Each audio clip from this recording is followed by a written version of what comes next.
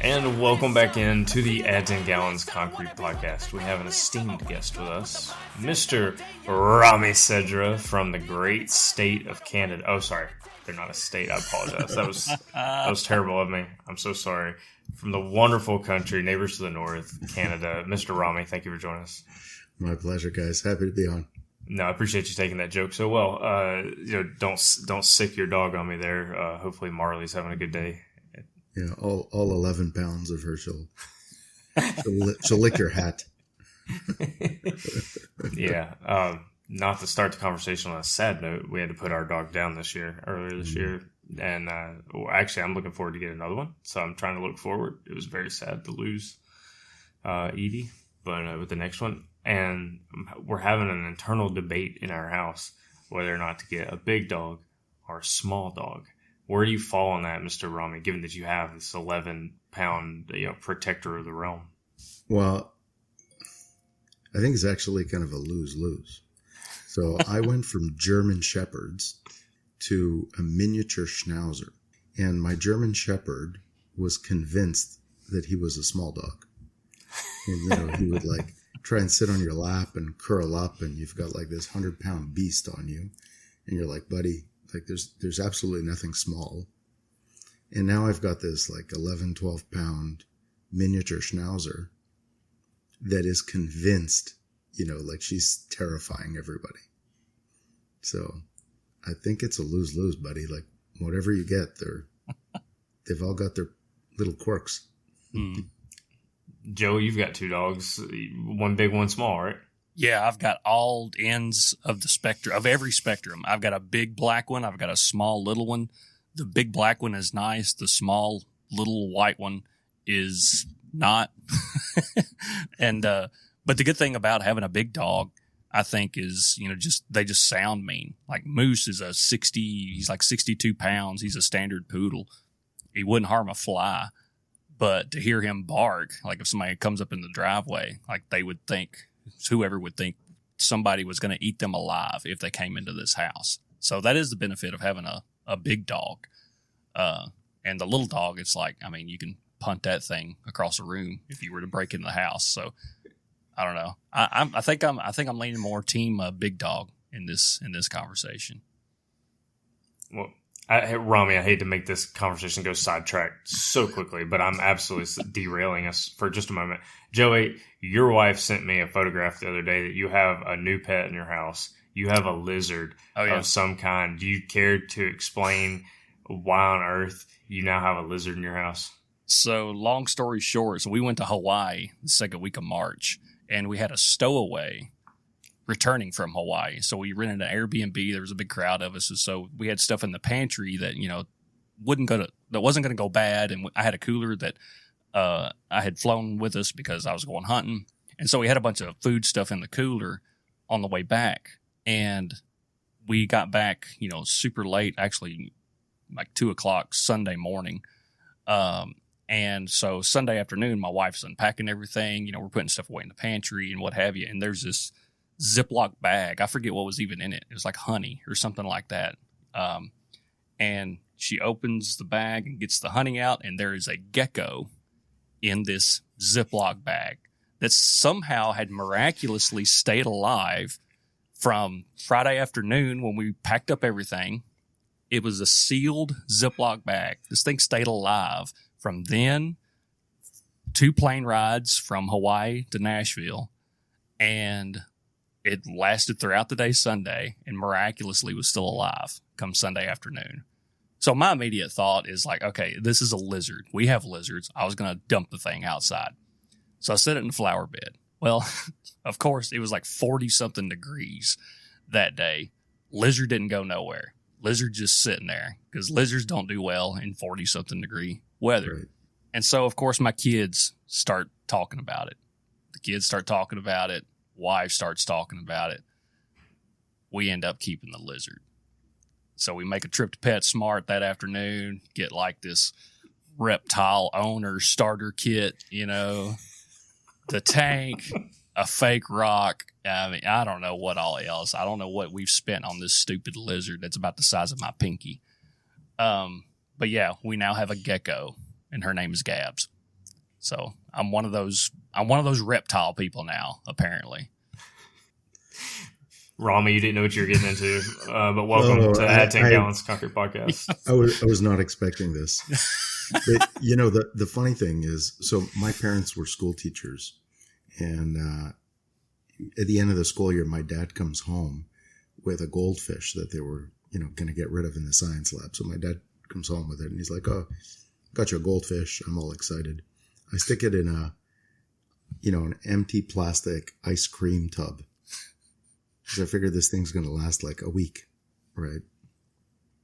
And set it down on the living room floor because I thought, that's a great place to put a fish, right? As on the floor in the living room.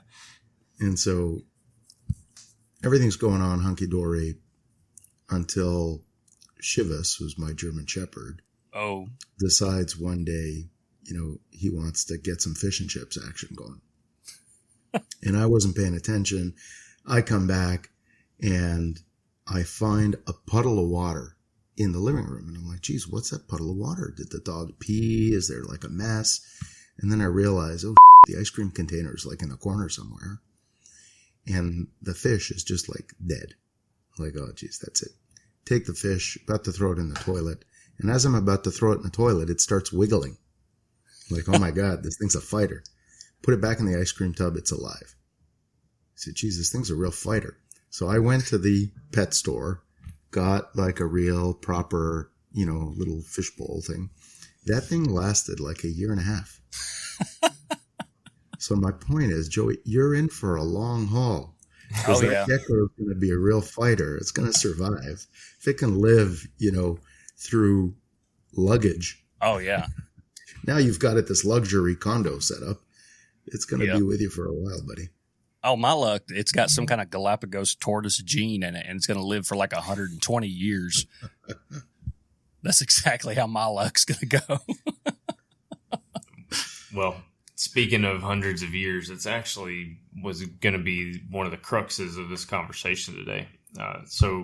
One of the things we definitely want to dive into here pretty quickly that Ramy pointed out when we met him is the vast amount of knowledge that's disappearing from the trades. And this is a concrete show, so he's also focused on concrete. And so we're really going to focus on concrete construction. But some of the stats he gave out were pretty alarming. And before we jump into that, Ram, do you mind just let the people know where you work now and kind of, you're a bit of a newcomer to the industry a couple years in. But so what's your background and what made you decide to cross over onto the dark side? Sure. The dark side. I love it. Well, I'm at C60, so I'm the CEO at C60. And, C60 in a nutshell is, a company that's focused on helping ready-mix producers improve the performance of their business. And so, we've got a bunch of different software tools that we offer the industry, but the focus is really around, hey, where are you leaking profit margin, right? Where's your margin leaking and why are you leaking that margin? And using your data to basically pinpoint what can you do about it, right? So the way I think in analogies, guys, so you'll probably hear me use lots of analogies. It's just the way my mind works. But I think about it almost like in football terms, right? So it's like, if it's the first play and the first quarter and you already can figure out why the team's not doing so well, like what mistakes are they making, you can kind of forecast the outcome of the game. And if I can tell you as a coach, right, like, hey, what are the plays you need to change the outcome of the game? Then I'm giving you a fighting chance to make that outcome better for you as a football team. And so it's kind of, we're applying kind of the same logic, right? Using data from a producer, to basically help them, course correct. That's kind of what we do. And, I'm new to the industry, so, please take what I say with a grain of salt because, I don't pretend to like know everything about ready mix. I've been in the industry for about 3 years now. And I've worked primarily in a whole bunch of other industries. So I spent the last almost 30 years building, software businesses in data and analytics in a variety of different industries. And, I've worked in government, I've worked in, public safety. So think law enforcement and, counterterrorism, believe it or not. I've worked in airlines and, very supply chain logistics heavy businesses and using data. So, that's kind of my career span has been in those other industries. And, so I'm kind of bringing that perspective to ReadyMix. I've surrounded myself with folks that really know ReadyMix. But, you asked a question of like, why ReadyMix? Why this industry? And I find like one of the things, and, we'll get into maybe how I got into the industry, but one of the things I find really interesting about ReadyMix is that it's a lot more technical than I think people outside the industry realize. It's a lot more complex. When I talk to my friends or family about, hey, I'm working in ReadyMix, they just think of like mud coming out of a truck, and they don't really realize the engineering that goes into it, the complexity of the business, how fast things operate. And those are all kind of characteristics that really appeal to me about the industry. And the other thing that really appealed to me is I think there's opportunity because there's not yet, a lot of digital adoption, right? Like we in this industry tend to do things the way we've done them for a long time. And that's not necessarily bad, right? Because it's like knowledge that we've passed over from one generation to another. But I think there's opportunity. And so that's kind of, why I came to ReadyMix. Yeah, in other spaces, not just in other industries, the idea of digitization, modernization, it all sounds really nice, but you kind of have to have a whole of cloth changeover. There's not a lot of factories that were built in the 1920s that just incrementally seem to iterate and become a little bit more automated and a little bit more automated. You sort of see like these wholesale changes. And in the concrete space, the margins just aren't big enough to be, you know what, let me just scrap this plant.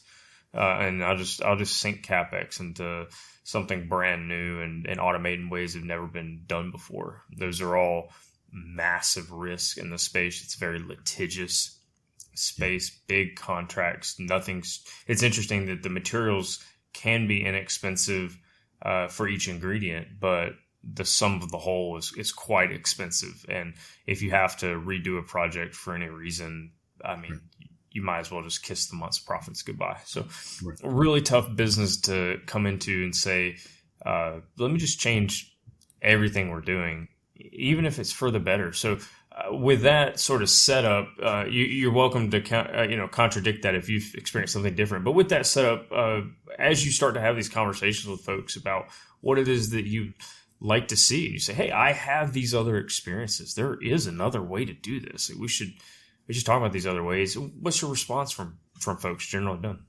Well, it's a great question. And, I think you have to also be grounded, right? Like the people in this business, if you think about a producer that's third or fourth generation, they've got a lot of experience, right? And to be the newcomer coming in and say, well, hey, this is how we do it in the airline business or how we do it in retail. It's, I'll use the term, it's a little arrogant, right? It's like, so I think you got to start from a place of, let's understand the producer that we're talking to, right? Let's understand their business. Let's understand their priorities, right? What are they trying to accomplish?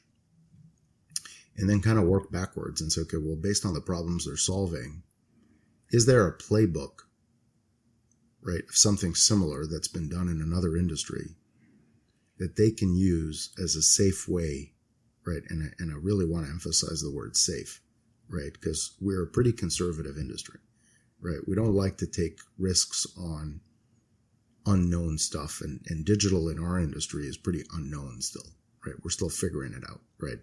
So how do we take those safe kind of measured steps? And so that's kind of like how I approach it. But I would tell you that in my view, I think of this like there's two kind of big macro, things that are kind of happening in the industry that I encourage producers to think about, and whether it's happening in their business or not, I think it's case by case. The first you talked about, Paul, which is like, for every 4 people leaving the industry, 1 new entrant. And, we're basically trading, folks with like 20 plus years of tenure, right, and experience to folks that are 2.5, 3 years of tenure, right? And so you got this massive knowledge drain that's happening on one hand. And if it's 4 to 1, right, 4 leaving, 1 coming in, obviously those numbers are telling you we're not hiring enough to catch up, right? Like our business, our industry's growing, but we're bleeding talent. I think that's the one macro that from a talent perspective and productivity is a concern. I think the other is when you compare ready-mix to other industries, we invest on average about 1% of our revenues on digital innovation. Other industries, more advanced industries, are anywhere between 4 to 6%. So I think there's kind of like a question there to say, okay, well, what are you going to do as a producer to close the gap? If you're losing talent and that's impacting productivity, are you investing in things that are going to, fill the void? Or is it even possible? I think, I can immediately think of 2 questions. One, why is the gap there? There may be a perfectly fine reason that says I don't need to be investing that much in technology. So why does that gap exist? So what are the differences in those industries? And then number 2, can that job even be filled by automation? We were just having a conversation before this podcast started about truck drivers and about how some can drive stick shifts and some can't. And the 4 of us here on this podcast, we're all taught to drive sticks as our first vehicles. And what a difference that makes, because you never, for whatever reason, you just never forget how to do it. You go years and years and years without doing it, and it's like riding a bike. But back to your point about automation or digitization, it's going to be very difficult to automate a truck driver. And you say, so if we extrapolate that, say, well, if you're operating a ready-mix concrete plant, how many employees do you have at that plant on average? And what percentage of those guys are truck drivers? Yeah. It's a pretty high percentage. It's going to be tough. So just trying to say, why haven't we digitized? Why aren't we automated? Why are we not investing as much? Well, maybe there's not as much to invest in, or maybe there is something to invest in, and you can sort of clue us in this conversation about why is there a gap and what should we be looking to invest in. You raise a really good question. And yeah, I don't think we're at a point today where you're gonna digitize a truck driver in the sense of replacing the driver, right? But are there tools that you can use to make that driver more productive, right? And I know this is a controversial thing, but like, at least it's controversial sometimes when I talk to customers, but,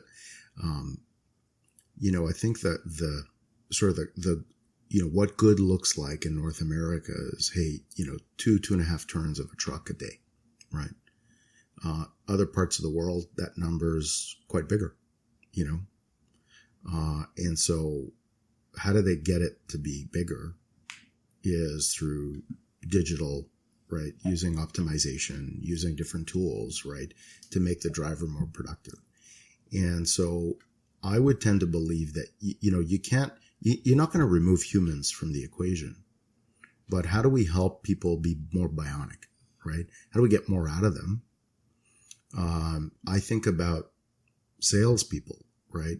Or, salespeople that want to have a conversation with, technical managers, right?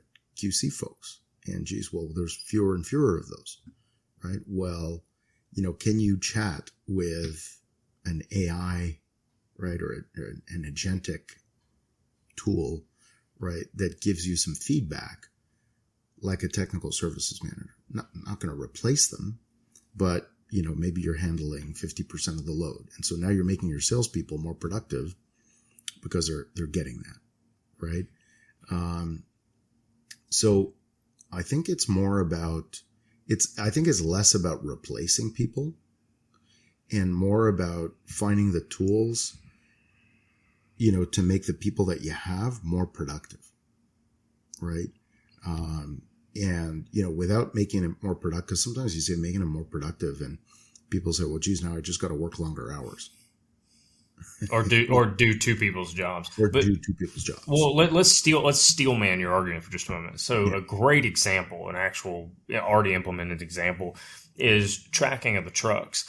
So the customer now only if they download some ready mix companies have apps, and if you order concrete from them, even if you don't place it on the app, they'll assign the truck that it's loaded into, and you can actually watch on the app where your truck is based on the GPS location of that app, of the truck in the app. And so you can see how many phone calls were being made prior to that app to the plant saying, where's the truck?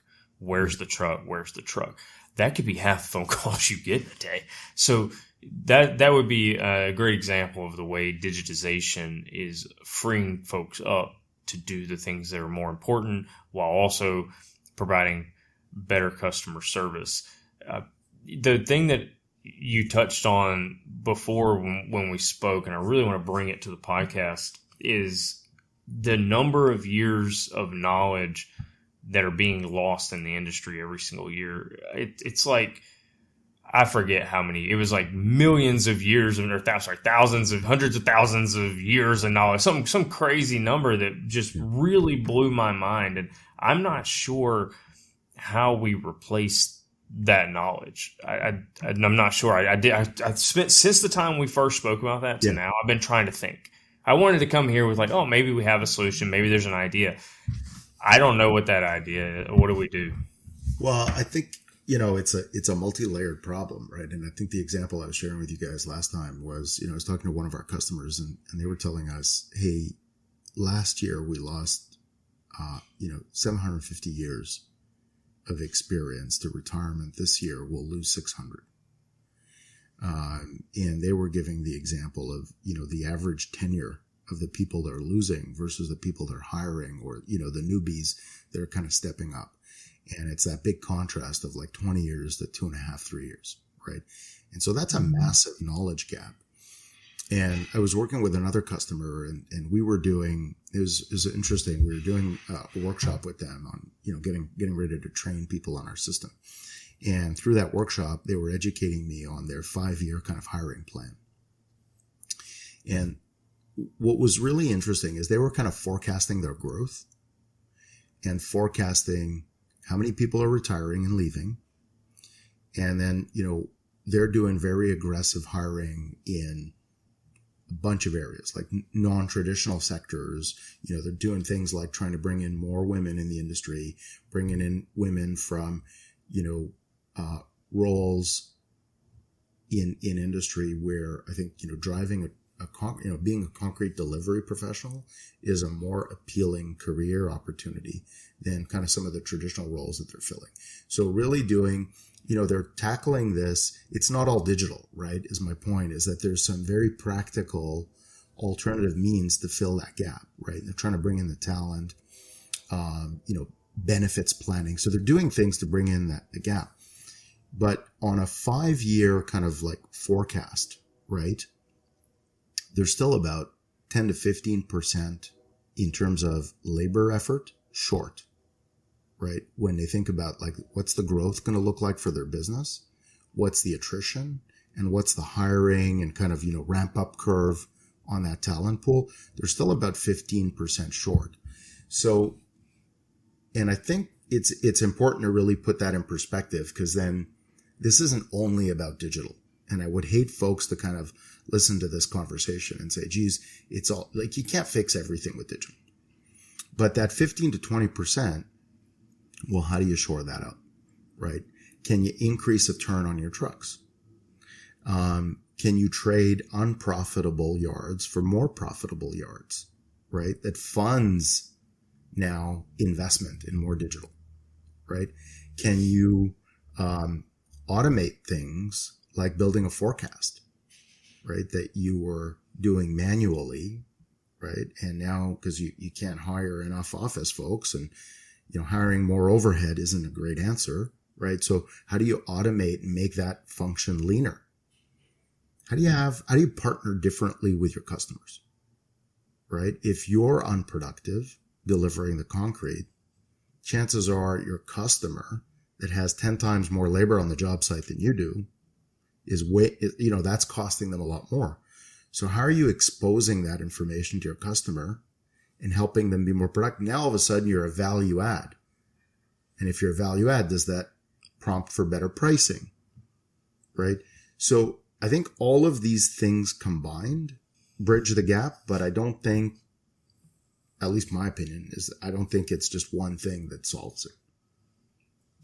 Yeah, I think most of the conversations Joey and I have had in this show lead us to believe it's never going to be just one thing. There's no magical silver bullet out there. But I do want to go back to this discrepancy, this gap between our industry and the other maybe similar industries. You didn't really touch on which industry specifically, but there is a gap in investment. And in the most generous terms toward ready mix, why wouldn't they be investing in these other tools and solutions? I was trying to think this in generous terms. So I don't want to we love ready mix. So it's not here to bash it. I'm trying to think in generous terms. What might be that reason that we're not doing that as a group? Well, I think there's probably a number, but I do think the tides are shifting, right? I think like the what is it, winds of change, right, are here. And I don't know where we are in the movie, if it's the beginning of the movie but it's early in the movie, right? Why folks, I think necessity is the mother of all invention, right? Like if you're doing well, if you're making money, you've improved on granddad's recipe of how to run the business. You've innovated and bought new trucks, and I really love. There's this study by the NRMCA, right? They do this benchmarking every year, and there's a great presentation that gets presented about the benchmarks. And I forget exactly, but a few years ago, a lot of ready mix producers doubled down and invested in trucks, right? They bought new assets and they invested in those assets, and I think that was like a level of innovation that they brought in. So I don't think ready mix producers are not doing anything. I think they are, right? But that's a traditional lever, right? And I think now, right, I won't say run out of traditional levers, but I think they need to look to new ones and say, okay, well, I've modernized my plants. I've got new trucks. I've got the tools I need mechanically. Well, where can I squeeze the lemon, right? What's the next wave to squeeze the lemon? And I think that's where now there's an opportunity to start looking at data, at advanced analytics, and, being more data driven about how to get more out of the lemon. So I think it's kind of been this progression over the years. The other thing that I think is contributing to why things are changing is new generations. Lots of the businesses that I talk to, maybe it's the same for you guys. I'd love to get your perspective, but there's generations that are now stepping in to take over the business from mom and dad, right? Or, I've seen some younger guys now getting into the industry, and, they're onto their third, fourth plant that they're building, and they're bringing a fresh perspective, right? They're used to having everything on their phone. And so the way they want to operate and what their expectation of how you run a business is very different. I think those are things that are contributing to the shift. But you talk about different industries, and I don't know if you had another question, but I think of the ready mix business. I don't know if I've ever told you guys this, but to me, ready mix industry is a little bit like the pizza business. I don't know if did I tell you guys about this before? No. We almost got into it in a previous conversation, but we stopped you. So I do want to hear the second great analogy from Ramy Sedra, how the ready mix business is like the pizza business. So, being a new guy in the industry, I was trying to internalize, I think in analogies, right? So I was trying to internalize so I could get the business model. And I hope to God I'm not offending any producers listening to this. So, at one point it just clicked and I said, geez, ready mix is like the pizza business in so far as the pizza business, the constraint in the pizza business is not how many pizzas you can make, right? You can always make as many pizzas as you want in a restaurant. It's how many you can deliver. And you're only going to make money if you deliver the pizza, right? And like the pizza business, what you put on the pizza, the ingredients, the recipe, that's a differentiator, right? And that dictates kind of what you're going to charge and whether the pizza is profitable or not. And like the pizza business, if you want to scale, well, you need multiple locations, right? You can only serve kind of a certain geography and so on. And concrete is perishable, like a pizza. Pizza is perishable, right? So when I started to get my head around this industry, I started to realize, there's a lot of similarities between the pizza business and the ready mix business. And you could argue that a pizza, well, individually, one delivery at a time, it's not massive margins, right? It's just like the pizza business, just like concrete. And that helped me do two things. I think the first is internalize and kind of understand as a newbie to the industry, the business model. The second thing is it dawned on me and said, well, if the pizza business can go from a relatively standard way of operating, right, traditional way of operating, and now if you think of the bigger chains, like I think of, Domino's, for example, which is a great case study, and how Domino's has doubled down on digital. And as Domino's doubled down on digital and almost, Domino's took it probably, further, right? They're probably like the extreme case, but they've really doubled down. And, I think, I forget the latest statistic, but I think it's 85% of their sales comes in through digital channel, right? And they've got their app, track where my pizza is, and, they optimize recipes and they optimize pricing based on recipes and so on. So they've gone kind of the extra, but they really double down. And like the concrete business at one point, were very low investors in digital relative to sales.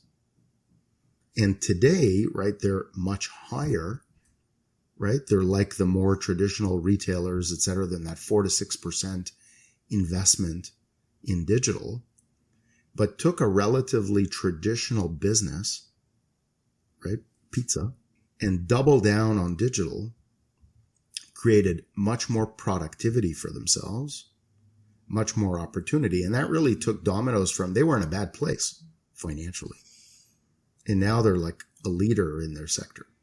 So for me, and I'll pause here for a sec, guys, but I guess, the point I'm making is that, we have an opportunity in ready mix that we don't have to reinvent the wheel. We can actually, inspire ourselves from some of these other industries that have solved some of the very similar logistics and sales channel challenges and, mix optimization, challenges that we face in our industry. They've been solved, not exactly the same way, but close enough that we can take inspiration from that and I think bring it into our industry at low risk. And we've seen the proof points that if we do that, right? Like, hey, if the pizza business can skyrocket with the right investments, lots of smart people in ready mix, I'm sure we could do the same. Well, you got fans of technology here on the show. So 3 of our last 4 interviews have been centered around technology in this business. As you were talking, it sort of dawned on me that I think the reason you don't see that investment in the digitization is mainly due to folks not being exposed to the power of the either data or the power of being able to manipulate and use data, or the power to use software as a way to advance their business. And I give an example here for Joey. And Joey and I have been doing mixed design since about 2007. Now, from 2007 to probably 2012, we were pretty terrible at it. But once you get a few years under your belt of designing mixes and seeing how things change as you change different ingredients, proportion, as weather and people start to impact the mix, you get an idea of why concrete behaves the way it behaves. But even as many mixed designs as we had done, probably around 2018 or 2019, we were first introduced to something called the tarantula curve. And there was a very powerful formula that was put together by Dr. Tyler Lay. And when that tool was introduced, even to someone like Joey, who'd been in the business for more than 10 years and had been designing mixes from scratch on the back of a piece of paper, it could tell you the ins and outs of how concrete worked. That tool, it's a digital tool. It's just a spreadsheet, but it is a digital tool. But that changed the way you do mix designs. Am I right, Joey? No, excuse me, absolutely. And especially when we're dealing with Actigel and how Actigel affects the mix. We can plug the mix into this tarantula curve and it can fall within the boundaries of a workable mix, a workable conventional concrete mix within the tarantula curve. And then knowing what Actigel does to a mix, I know that if I plug a mix into this tarantula curve and there are a couple things, kind of out of that threshold of a workable mix, Actigel can alleviate or make up for some of that stuff that's out of spec. Like, when we're dealing with manufactured sand or gradations of, certain aggregates or just whatever, that's how the tarantula curve is working. It takes, gradations of the various aggregates that you have in a mix and couple that with the cement and the water amount, water cement ratio and paste and all these other things. And it just has this threshold of a workable mix. And it just has a couple boxes programmed into this sheet. Like according to all of this information that we plugged in there with the gradations and whatnot, will this mix pump? Will this mix perform in slip form?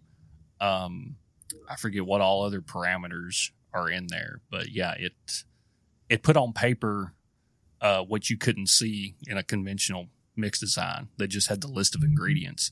It allowed you to see on paper whether or not the mix could perform under certain circumstances.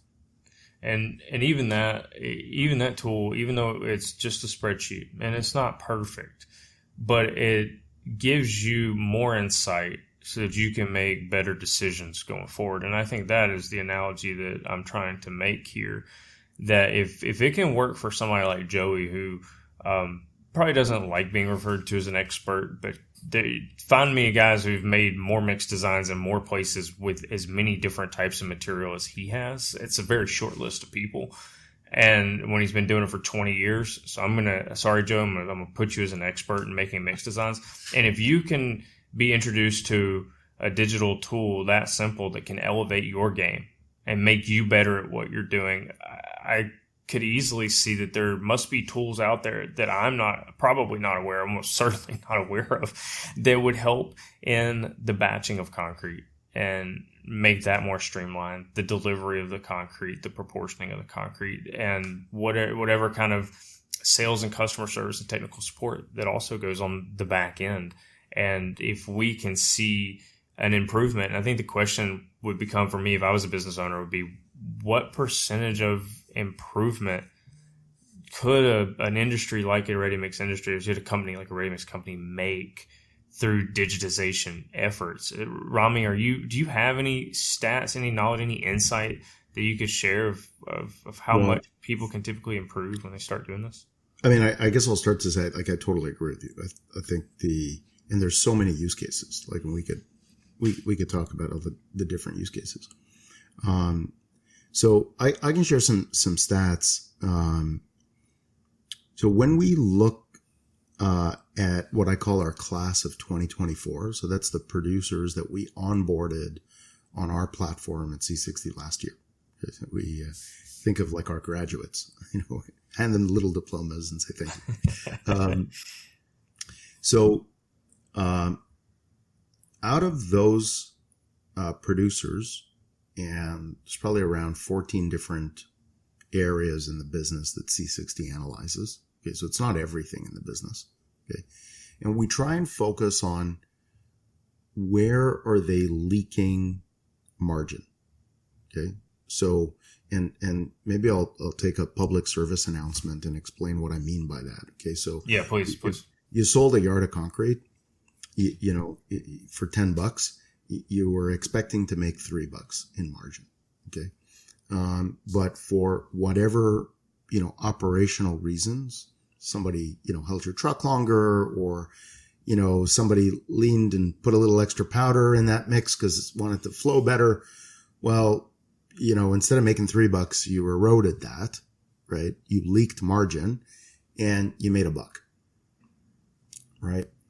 And so what we do is we measure, well, where are you leaking? What's the number? What's the amount of that leakage? Right. Based on all of these like different inefficiencies. So when we look at our class of 2024, right, the average leakage was about $7 a yard. Okay. That's a lot of money. That's a lot of money. Yeah. That's way higher than I thought you were going to say. So it's not like, that's not what the recovery rate is, right? Like how much of that can you make back? That's going to vary by producer. But, what's interesting about the ability, to use digital to do that is, you can get a lot of it's your data as a producer, right? But you get very granular on certain things. You get very granular on statuses. You get very granular on costing every single ticket dynamically. You get very granular on, hey, well, geez, am I yielding these mixes correctly? And, these tiny errors in material usage, right? Well, in aggregate, what is it costing you? And now, instead of looking backwards, you're forecasting, and you're saying, okay, well, you're forecasting now these little errors that seem like you can just ignore them when you're working with laws of averages, right? Hey, average travel time and, average cost of per hour of my truck. And instead of using averages, when you get granular and very specific, because you can do that with digital, you can't do that by hand. It's hard, right? And so when you get that level of specificity, big numbers. Right? Yeah, well, I mean, even if it's costing you $100 in materials to make that yard of concrete, and you're losing $7 of it through inefficiency. I mean, I think most producers, they'll not just in ready mix, but any industry is going to factor in a couple percentage points of just loss for whatever the reason is, whether it's rejected materials or inefficiencies or what have you. Right. But $7, that's a lot. And that's money, that's money that the producer intended on making. Mm-hmm. Right? This isn't like, we're not talking about, hey, we're trying to improve their selling price. We're talking about, hey, I was expecting to make this as part of my margin. And because I'm doing all kinds of things, or things are happening in my business. It's not always the producer is doing stuff. Sometimes it's customer behavior, right? And well, that behavior has an impact on your profitability. And so if you can see that, if you can see where it's coming from, then you can see the cost drivers and you can actually act on them. You can say, okay, well, I'm going to go change, I'm going to go talk to dispatch because now I could see that this customer is costing me, $20 a yard more to service than the next guy. Well, geez, it's because my waiting time to unload on these types of jobs that I do with this customer is significantly longer. I can go have a conversation with my dispatch and just tweak that and say, well, when we're doing these kinds of jobs and there's this kind of a pump on this job, Well, you don't go with their standard spacing. You change the spacing. And these are just regular, everyday operational things that a producer can do. And that's putting money back in their pocket. And I think that's where, Paul, to your example, is like, it's not a revolutionary thing, but it's just being able to see, the impact of these things.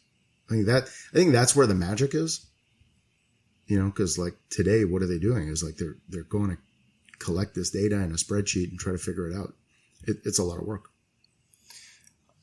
It is. It's interesting that we have a business that has as much information as we do, but as much data as there is, and it's all just been hand collected for forever.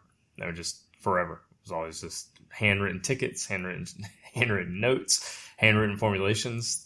Nothing was digitized. So it's interesting that you're coming into this space, but I don't know if we really got into why. So why, after all these years of being in these other industries, why make the leap over here? I don't know if I really understood why you saw just because you saw that, like, hey, there's an opportunity to change the business. You want to leave a big impact. Is that maybe you could explain that a little further for me? Sure. Well, maybe I'll kind of rewind the clock. So my background, right, as I was telling you, is spent my career in analytics, built different analytics businesses.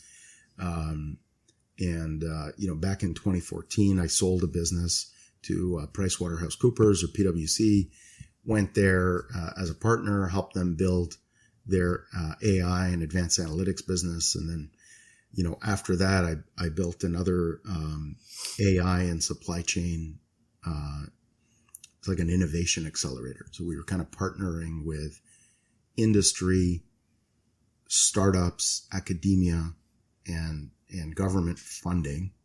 And we raised close to $1 billion in this ecosystem to build, help companies innovate and drive, AI and supply chain. And that was an amazing experience. And I was missing I wanted to go back into business. And I wanted to start a new business, and I was looking for an opportunity. And one of my former partners at PwC recruited me to go to McKinsey, which is that big global management consulting firm. And at McKinsey, I was responsible for a business practice. And what I found really interesting was, so I was responsible. It's kind of like an entrepreneur in residence. And so my job was basically to partner with customers that were in legacy industries and build new digital businesses around AI and advanced analytics, which was kind of like my thing, right?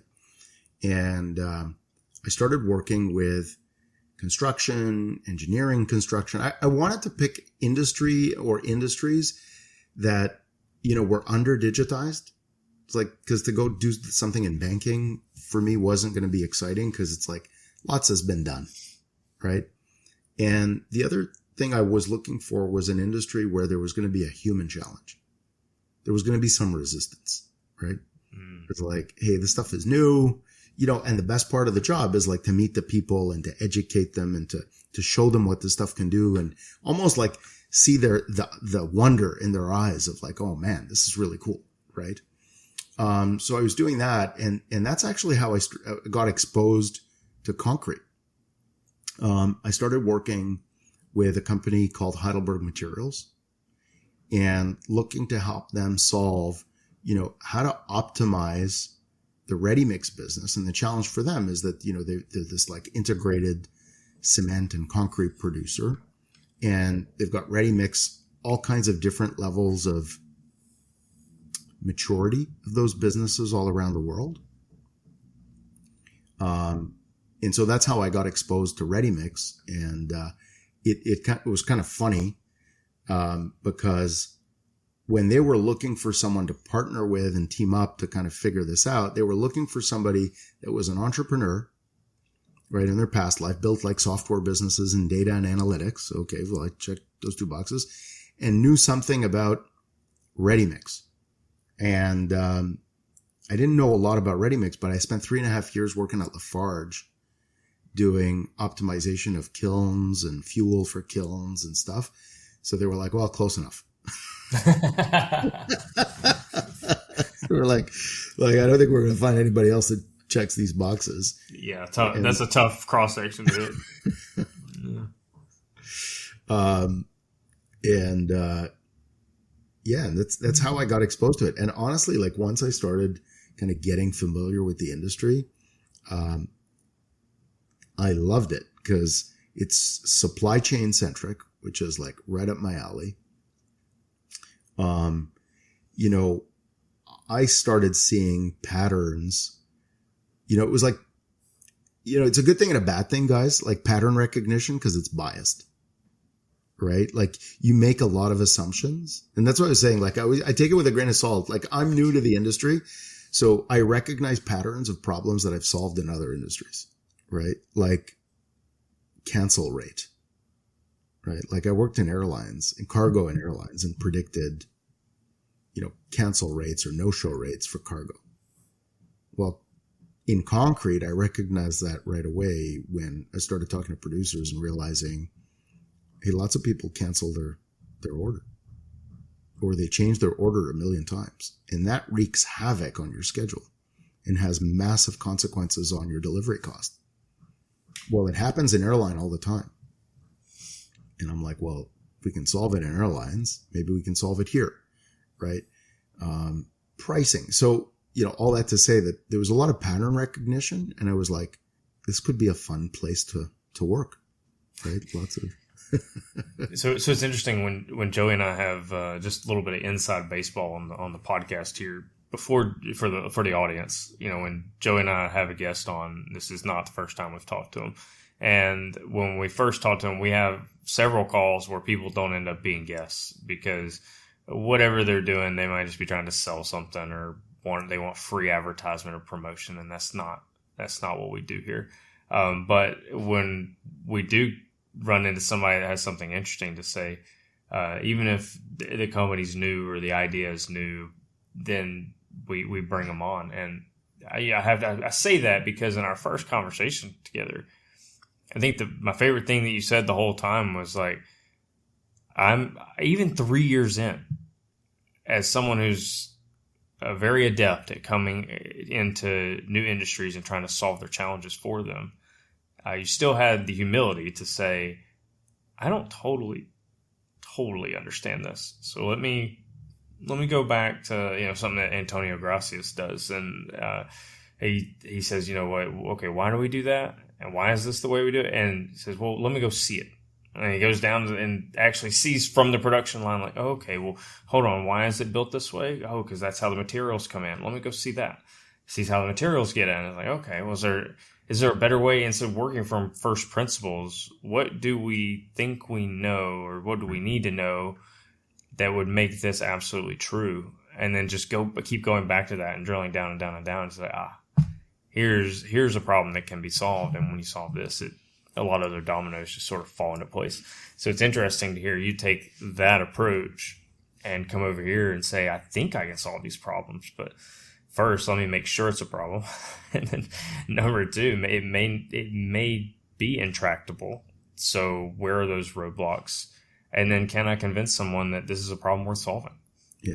Those are all challenges that you've undoubtedly run into. I'd love to know a success story from you, actually, and the reason why I'm interested in that is because Joey and I do something similar. We have a new technology that we introduce to folks, and it's not in the digital side; it's in the admix side. Mm-hmm. And what the concrete folks will tell you is they've been approached by every fly-by-night guy working out of his garage that he's got the next greatest thing that's going to save your world, and they're just tired of it. And so for us, that was like one of the first hills we had to climb. Was like, no, you've not heard of us, but that doesn't mean we're nobody out of our garage. We work for a great company, and it was about convincing people to give us a chance, and to do that with humility and expertise at the same time was a very, very delicate walk. So when we did have those successes in the early days, golly, they felt good. Man, they felt good. I'd love to hear about one of your early successes as you try to get folks in this space, a very conservative space, to start looking forward to the future. Man, I'm first of all, it takes a team. So like the successes are collective effort, right? Like we're a small team. And there's a couple of things that come to mind when I think of like our early successes. I remember we were sitting around in Austin, in a WeWork, and we were like a bunch of us, and we were still like on a whiteboard. There might have been a few beers on the table and, the advantage of working at WeWork. And we said, geez, like we've got to be able to connect to all these systems and like suck in the data and turn this thing on in like 4 hours. And, and then we were looking at each other, and, I don't remember exactly how the 4 hours came to be. But we were like, geez, there's no way you can connect to like 7 different systems and suck in all the data. And then, there's poor data quality and, turn this on in like 4 hours and, do all this analytics and like, this is just an impossibility. We're like, no, if we can do this. And when we started like our beta product and started onboarding customers, we were pretty close. Like we were really close. Like it only took us about 15 days. So, like we were on the right track. And we're like, oh my God, this is never going to happen. And I remember when we got to like, I don't know, I think it was like down to a week or I think it was like, a week. We had onboarded a customer, and we got a video of this on our YouTube channel, but, I love Jeff from Elmhurst, Chicago Stone. So like a shout out to Jeff. And, he was talking about how seamless it was and like, easy it was to onboard onto the system and how quickly we got the insights and so on. And we were really excited about that because it only took a few days. And today, we basically in 40 minutes turn on a tenant and an instance. And assuming we've got the credentials to connect to a customer's systems, it's like, a few hours, right? And I don't think it's quite still the 4 hours, but for us, and I bring that up as something we're really proud of. It's not an overnight thing. Like it's, we didn't just like magic, like it's a lot of hard work, but, to engineer the ability to connect to, and there's so many different systems in the industry. We're pulling in data from quality control, from batching, from telematics, invoicing, pricing, dispatch. We're calculating all kinds of stuff. And so you're bringing in all of this data, running all these analytics to try and figure out where's the customer kind of like underperforming, and to try and do all of that in a way where there's next to no IT involvement. That was really hard. And so I'm really proud of like what we've accomplished as a team to be able to do that.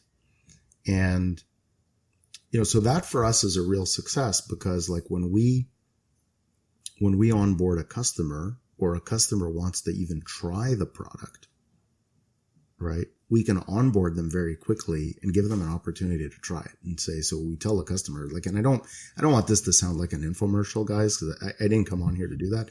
But when a customer comes on, well, we want to give them the opportunity to say, look, are you actually seeing any value, right?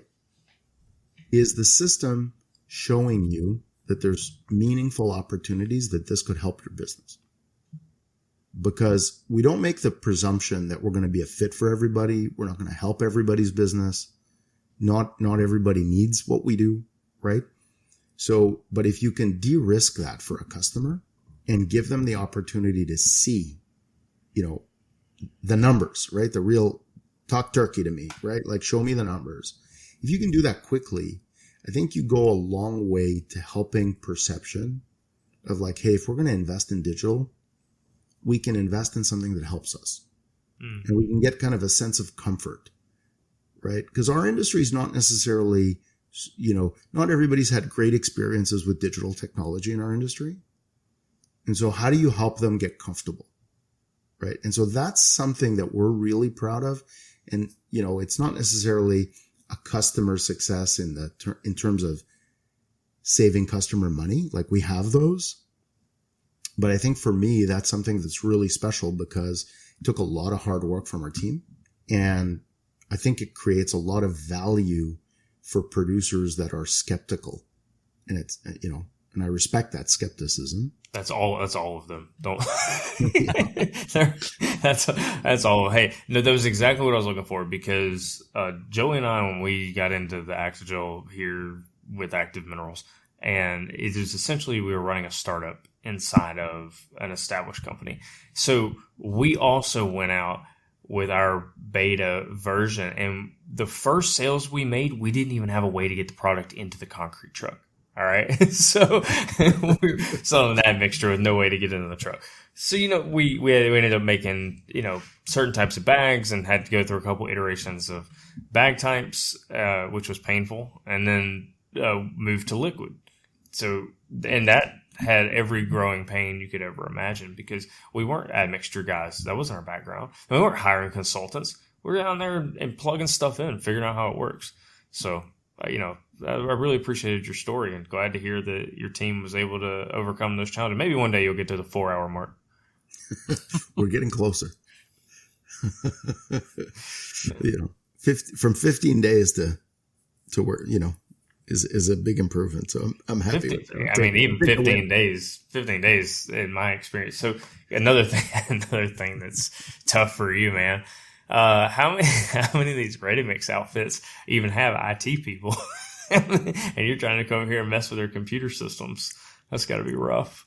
Well, and that's why we really wanted to do this. Like our thinking was, how do you make this plug and play? Right. So, so we built connectors to, I don't know, today I think we can service like with pre-built connectors that basically suck the data directly out of those systems. I think we can probably service about 80% of the market in terms of, I'm talking North America, right? In terms of like the ready mix systems that people use, right? Most predominant ones. And then for the ones that we don't, like we've got an API that we can kind of bring the data in. But to your point, we recognize that most producers don't have IT, or if they have IT, it's a lean team. Again, it goes back to my pizza analogy, right? Like if you're running a, pizza restaurant, you don't have like tons of IT people. You don't have tons of I've never walked into a pizza restaurant and seen financial analysts sitting there in the corner crunching spreadsheets on profitability of the pizza delivery, right? So we figured there's no IT. They're pretty lean on business analysts and financial analysts. So we got to automate the living daylights out of that so that we're giving them instant value, right? It's got to be easy. Because if this turns into it's a 5-month project or a 2-month project to implement and bring in your data, and it starts to be not too attractive. Well, I appreciate you finding value and the time to come on our show and share with us the lens, the view of the industry, of our industry, and you do call it our industry. I love it. Our industry, the ready mix industry, through the lens of a guy who's done it in a lot of other industries and saying that I think we can do things better. Really appreciate you coming on the show. Joey, do you have anything else for Mr. Ramy before we let him get back to his real job? No, not really. Just like Paul said, having a quote unquote outsider's perspective, I think that's super beneficial. Because we can have tunnel vision pretty often in this industry. And so for somebody to come in and find things that we can improve on, that's great. I think it was very, very much needed for the industry. Thank you. Guys, thank you so much for having me on. It's really a real pleasure. And I do say our industry, I've adopted the industry. Hopefully the industry is adopting me. I think you're going to do just fine.